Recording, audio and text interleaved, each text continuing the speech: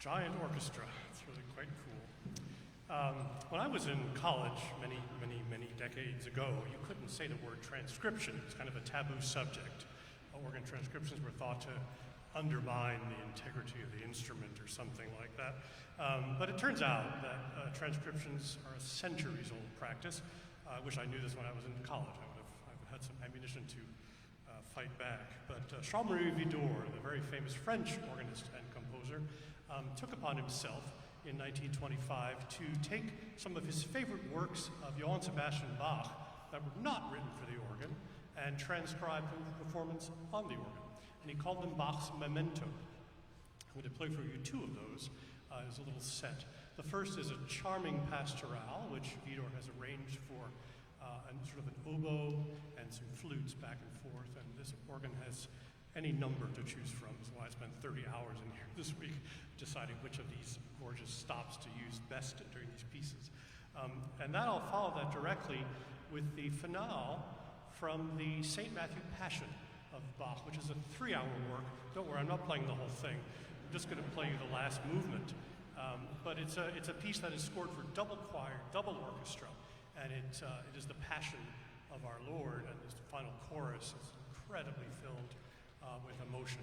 And Widor turns this double chorus into a very grand organ piece. So these are two transcriptions by one great organist of another great organist's works.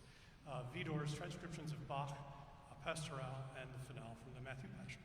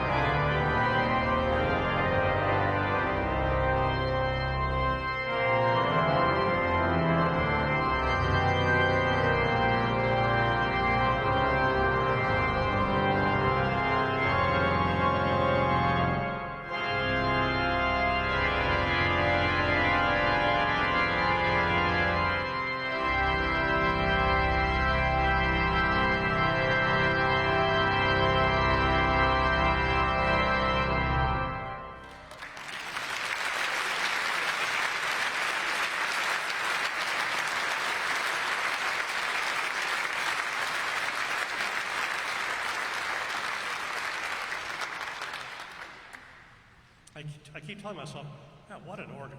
Just what an organ. You know, what can you say? I wanted to include a few pieces tonight in tribute to Our Lady, which this magnificent basilica is named for.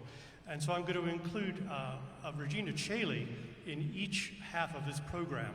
And this first one is composed by Marcel Dupré, who I'll play a bit more music of his later on. Marcel Dupré, very, very famous French organist and composer. I'll tell you more about him before the last piece, but we're celebrating the 50th anniversary of his death this year. This piece, this Regina Caeli, is the last organ piece that he wrote.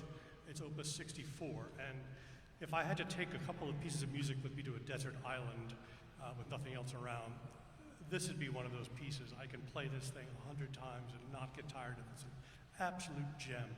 It's based on the Marian plain song tune, Regina Caeli, that is used during Eastertide in place of the Angelus. And it's based right out of that you'll hear the tune. If you know that tune familiarly, you'll be able to recognize it with the words Jesus and just falling out of the music. It's incredible. The French composers really had a knack for taking the plain song tunes from the Liber Zoalis and just setting them incredibly well to music. Very, very careful detail. This is a rather short piece, but a really, really beautiful one. It'll show off some of the more beautiful, quieter strings and flutes in the organ. Marcel Dupré's Regina Caeli.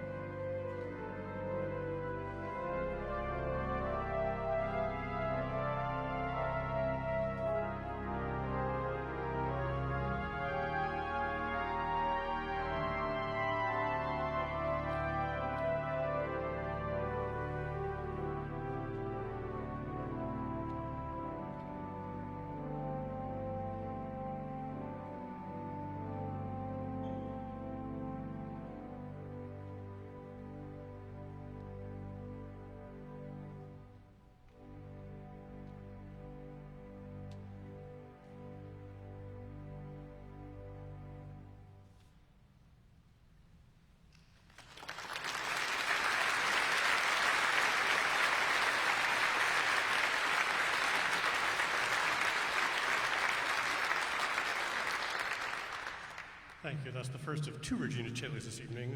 They're both equally stunning, but that one is, I think, particularly moving. It takes that plain song tune. We're going to the world of opera now. Richard Wagner. Wow, what did you say about Richard Wagner? There were over 10,000 books written about Wagner after his death.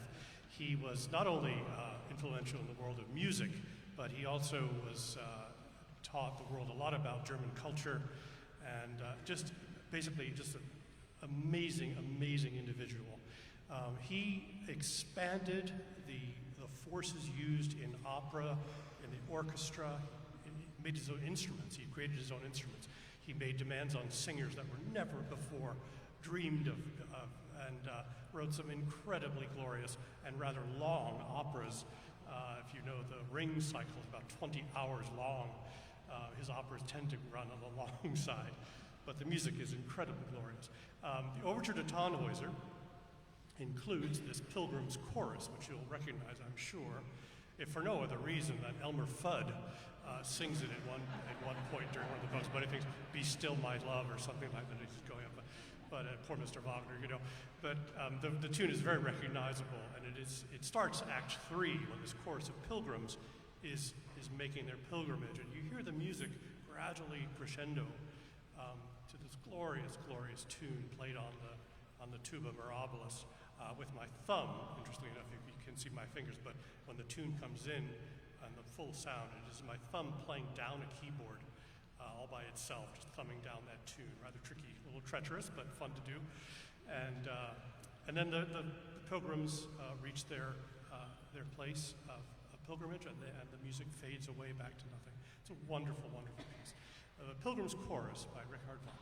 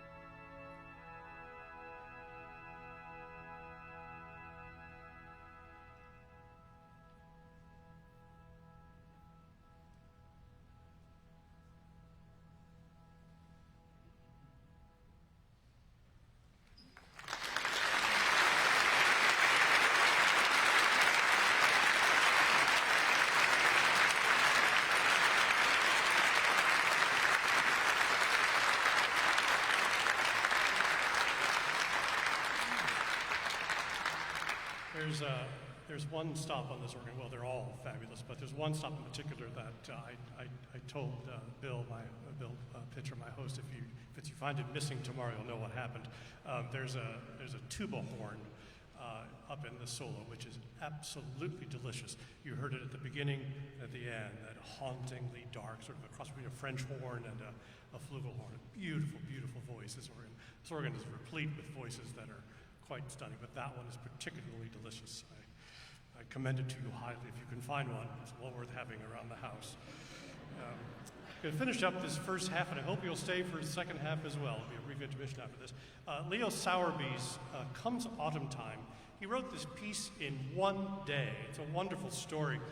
Leo was sitting at home one Sunday afternoon reading the Chicago Tribune and noticed an advertisement in the newspaper that a new work of Sowerby's was being premiered next Sunday by his friend Eric Delamater at Fourth Pres in Chicago. And Leo was a little bit miffed by this. He called Eric, and apparently Eric had forgotten to ask Sowerby to write the piece, but he advertised it anyway. Leo wasn't at all daunted. He loved the season of autumn, and there was, in that same Chicago Tribune, there was a poem by Bliss Carman, which was about autumn, and I'll read it to you in a minute. And Leo based this piece on this poem. The piece became so famous that Leo later scored it for full symphony orchestra, and it really put him on the map as a symphonic composer as well. I've taken the symphonic version of it and sort of readapted it to the organ. Leo it was written for the organ originally, but the orchestral version is so much more interesting. And so I took some of the orchestral colors that Leo prescribed in the orchestral version and put them onto this instrument. If any organ could do it, this one can. It's an orchestra in disguise, this instrument's incredible. This is the poem that Leo drew inspiration from, and you'll hear all of these things happening in this amazing little tone poem. Bliss Carman wrote this poem entitled Autumn. Now when the time of fruit and grain is come, when apples hang above the orchard wall, and from a tangle by the roadside stream, a scent of wild grapes fills the racy air. Comes autumn with her sunburnt caravan, like a long gypsy train with trappings gay and tattered colors of the Orient, moving slow-footed through the creamy hills. The maples glow with their Pompeian red, the hickories with burnt Etruscan gold, and while the crickets fife along her march, behind her banners burns the crimson sun. Comes Autumn Time by Leo Sowerby.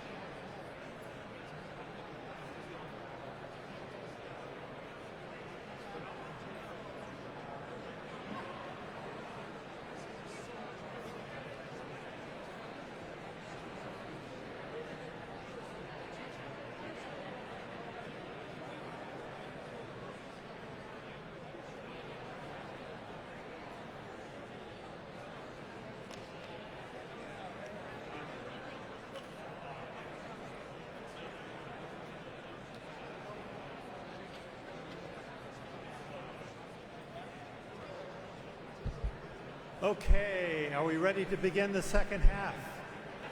Yay! Now that's the first time I've gotten a round of applause for doing absolutely nothing. So thank you very much for that. Did you all get a chance to go to the gift store? Some of you? Well, if you didn't have a chance, it will be open after the concert, and you can pick up one of the organ CDs if you want, or a rosary, or anything else you'd like. You enjoying it so far? Yay! It's a beauty. I pinch myself every week. I think all the other organists in town hate me, but that's all right. So let's enjoy the second half. Peter Richard Conti.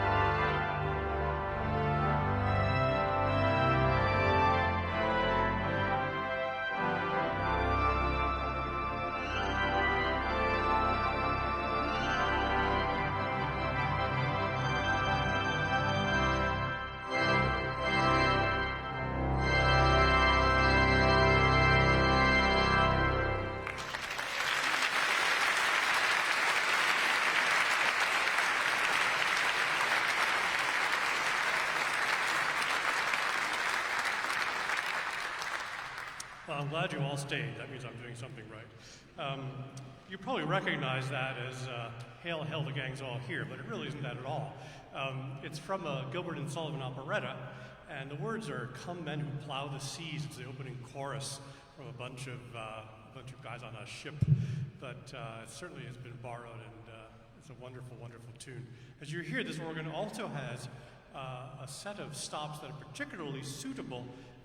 Were found in theater organs to accompany silent films, those tibias with very, very fast vibrati. It really does everything. It's quite the treat. I'm still smiling. It's just hour 47 or something. Yeah. Next up on the program is a piece by Frank Bridge, English-born. He quite a pedigree. He studied with Charles Stanford at the Royal College of Music, and later he taught Benjamin Britten, very, very famous English composer of the 20th century. His music has all kinds of influences in it, Fauré, Beethoven, Tchaikovsky even. This is a one piece from a set of three pieces he wrote for organ pretty early on in his life. It's entitled Adagio, and it is a magnificent crescendo from the quietest stops in the organ to an incredible climax and then back down again.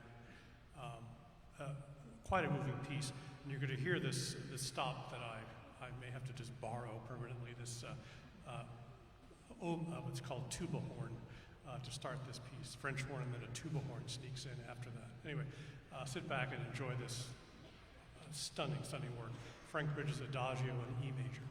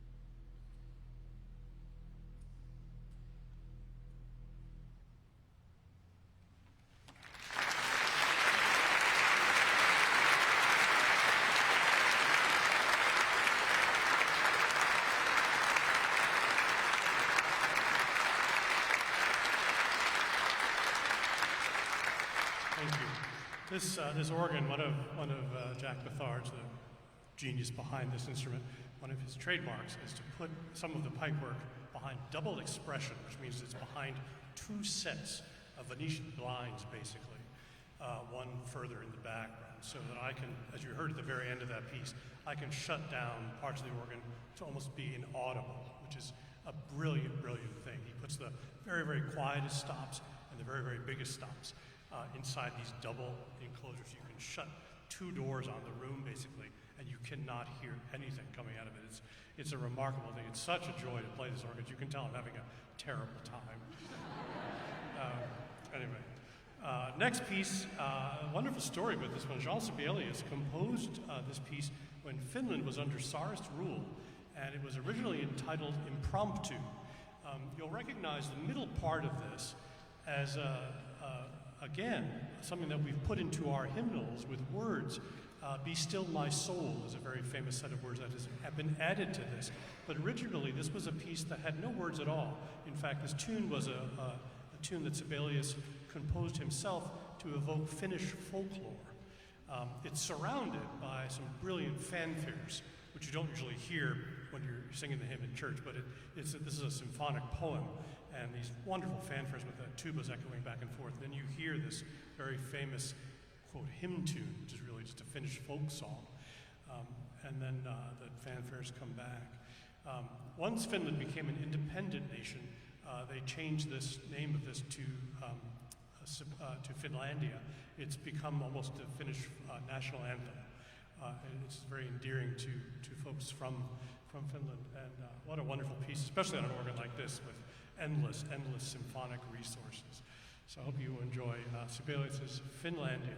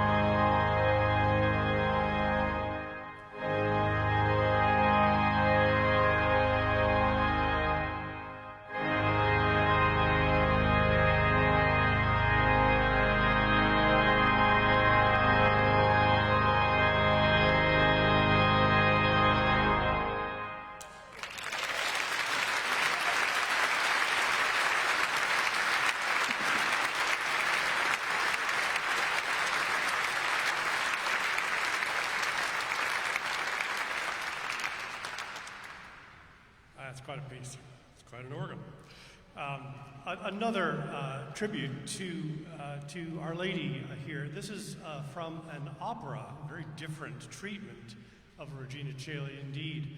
Santuzza, who is the protagonist in Mascagni's masterpiece of an opera, Cavaliere Rusticana. Santuzza is an outcast in society, and she's not allowed into the cathedral on Easter morning. And so you see her standing at the foot of the cathedral steps as the congregants gather. You hear the church chimes ringing. Then you hear inside the cathedral, very faintly, the singing of the Regina Coeli. And Santuzza, as an outcast, is outside, having her own little sort of private Easter, if you will, singing to the risen Lord, "Behold, the Lord is risen." And she sings the most stunning aria.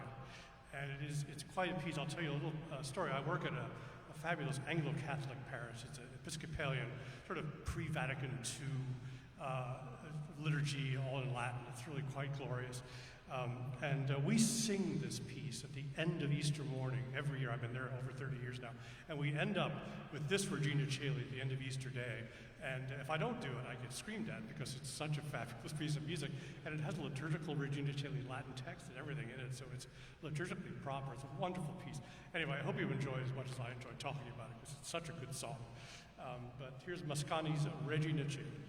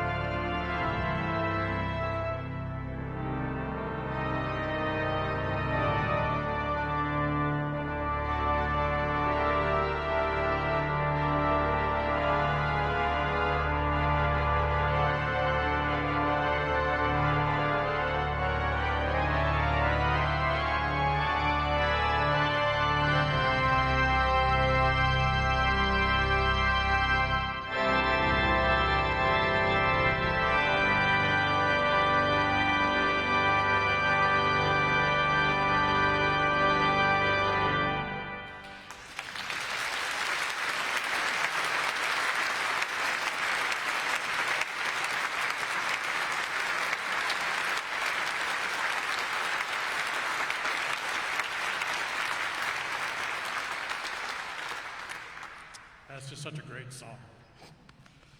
Yeah, we get to the end of Easter morning, we're all in tears, and it's just a great, great thing. I look forward to it every year.